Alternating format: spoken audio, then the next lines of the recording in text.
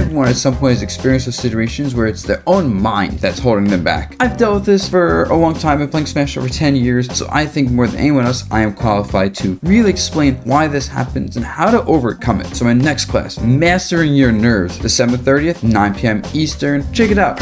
So for today's video, just gonna showcase the most important concept when pressuring people shielding up platforms. The difference in using a rising aerial versus a falling aerial. If I'm Clyde is shielding out a platform, if I do a rising up versus Falcon, and he full hops, he has a lot of time to drift away. It's hard to showcase with a CPU. Like you can like just see, like there is a huge window from the drift away, double jump, whatever. But if I do a falling up air and set the pressure him on the platform, it's a lot easier to catch him because I have significantly less frame disadvantage to the point where if he were to just hold shield, for example, because he's afraid of like falling aerial into something, I'm only minus 10 in this up air. So if he just drops shield, for example, I will be able to do something before he can do anything off this platform. But if I do a rising up air, I'm minus 17. So that's no time for him to actually drop his shield after the up air and fall through the platform with an attack or something. Meaning I can't really pressure him like this. Like I do this, he gets to fall through an air or side B or something. Like it's now a guessing game. I do this though, and I will hit him for anything he does pretty much that isn't jumping away. And if he's forced to jump away or hold shield, that's more openings for me to keep hitting him. The last thing I say is multi-hits are very nice for pressuring people shielding on platforms, especially when you do something like this.